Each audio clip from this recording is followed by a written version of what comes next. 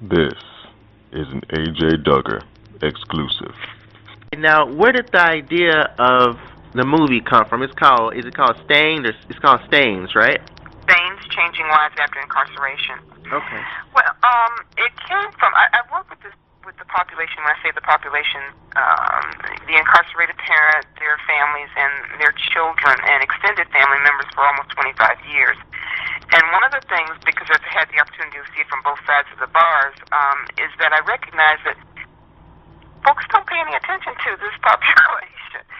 We know that we throw away the incarcerated individual, but what we also do without us being aware of it is that we throw away the family as well, because oftentimes many of them are living in marginalized communities, so they're unable to really tell the truth outside of their community about where their loved one is in many cases because of fear of being stigmatized, i.e. the children getting teased, or maybe kids don't want to play with them because their mother or father is an incarcerated mom, or whoever's behind it, they're in subsidized housing, having the fear of being thrown out of the home. And it goes on and on and on. So my idea came from the fact of knowing that folks just aren't aware of what's happening and how it's affecting not only the incarceration crisis. It's not only affecting the incarcerated, but it's also affecting the families left behind, and i.e. means it's also affecting us as a nation, because there's so many folks. We got 2.2 in prison and another 7.5 million in jails. So all of those people are connected to 3 to 5 people on the outside. So the numbers are amazing that are not being supported. So I felt like with the documentary, which is a call to action documentary, that if we let people know what's happening to our families and to the folks who are incarcerated, and when they try to come back home, that what we will ultimately do is have people take another look and get another perspective about, maybe I do need to do something. Maybe it is time for me to, maybe mentor. Maybe it is time for me to help Mrs. Jones, who's the grandmother of these 3 or 4 children now, and kept trying to take care of them to keep them from going into foster care. Maybe I do need to make sure she has a ride to church. Maybe I do need to start a transportation program to help folks get out to their family members so that they can stay connected. When we understand that there's a whole lot that goes on underneath that we aren't aware of, I think it will help us to begin to change our mindset and our work ethic around this population. Okay. Yeah, I understand. We need a movie like this. I haven't heard of anything else like this. Now, are there any upcoming screenings or releases of the film?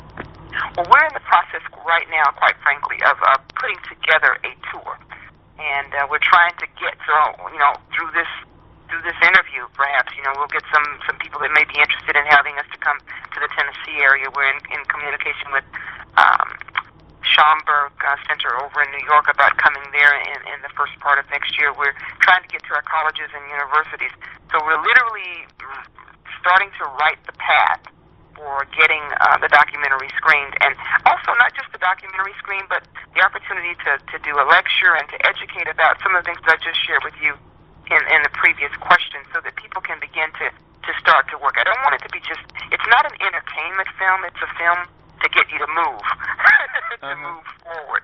And so with that comes some talk along the lines of understanding that we can no longer excuse our inactivity or our inhumanity, if you will, toward this population. Okay, and I have another question. Now, I saw the trailer on the website, and I saw that Lou Myers is the narrator of the film. Yes. And now, who else is a big name that's involved with the documentary? Well, there are really no other big names. The only other person that would be a name that anybody would I don't even know if anybody would know the name. Her name is Diane Ferlat. She was a Grammy-nominated storyteller, and she speaks as the voice of all of the incarcerated individuals. She comes in places where you just would not expect for someone to come in a documentary, and kind of speaks to, I'm hurting, and I made a mistake, but I'm coming back home, and I need your help in order for me to be able to move on. I don't want to be one of these statistics that keeps coming back over and over and over again. But without your help, I can't do that. So she is the other person that would be of a known individual. My director, Michael Lange, is not as known, but he is the brother of Ted Lange, who was in Love Boat. Isaac in Love Boat for many, many years. He comes from a renowned family in the Bay Area. His mother was the first anchor, African-American anchor on television I can't remember the name of her show, of a syndicated television show. Her name is Jerry Lange. And so that family is a pretty well-known family for sure in the Bay Area. And Ted Lange, his brother, is known all over the country. But besides that, it's just everyday people. It's real people from throughout the country. We traveled through 10 states in the making of the film, and went from New York, across over to New Jersey, down over to Illinois, into Mississippi, across over to California, and looked at programs that are providing supportive services to families and the formerly incarcerated, as well as looking at everyday people who might be people who work in the community, might be people who have been incarcerated, maybe families who had been affected, to tell you the story about how they made it through. And then we literally have a call to action for folks to get off their duff. There's intersperses of me in the film with, some of the speaking that I've done across the country to rally the folks as well. So it's a combination of, programs throughout the country, people throughout the country.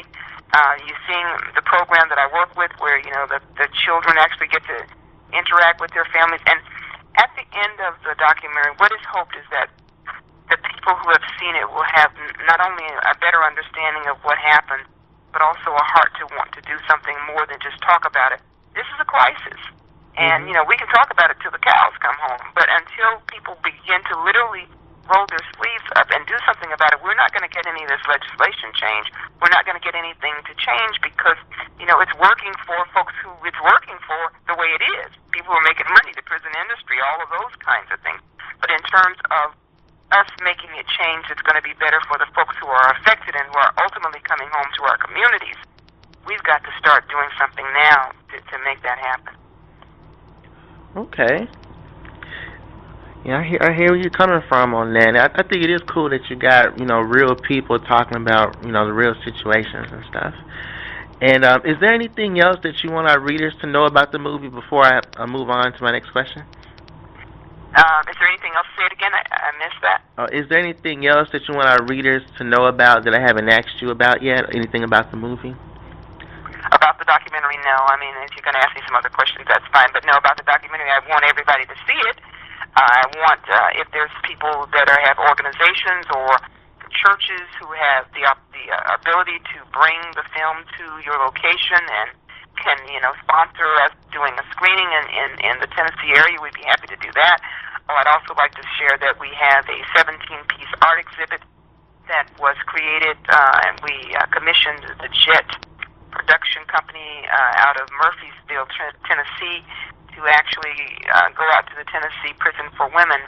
And they worked with some of the women prisoners there to create the Stains exhibit, which is their depiction of the title of the documentary, as well as how the stain has changed their lives, the stain of incarceration has changed their lives, and how they want to change their lives as a result of having been involved in that situation.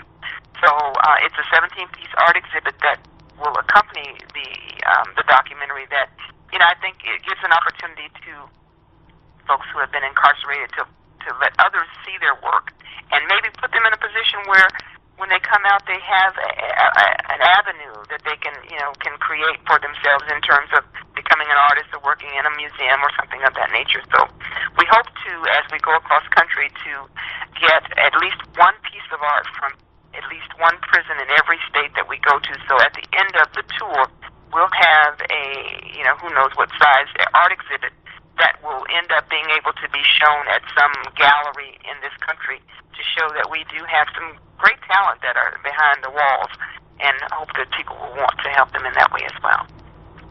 Okay. That's a good plan. And let's talk about you for a second. Now, okay. I know that you've got books out and you've done quite a few things. What are some of the things that you're known for and that you've done over your career? I would say that the word that I'd like to use of myself is an interventionist. And what do I mean when I say that? I come up with ideas, if you will, to try to help people to change the way that they're doing things within the prison system. Now, the program that I've worked in for over 22 years is a program that allows the incarcerated family to come together with their children in a child-friendly setting and helps to ease the family reunification process.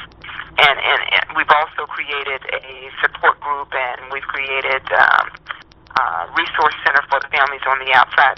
What this does when you have children able to come and see family is that it helps them to see their incarcerated family member, is it helps them to recognize, one, that they're okay, and two, that, you know, they're still loved, and even though I made a mistake, it has nothing to do with my ability to parent, and be able to give some good pointers, maybe even some better pointers about what not to do with your life, if you will.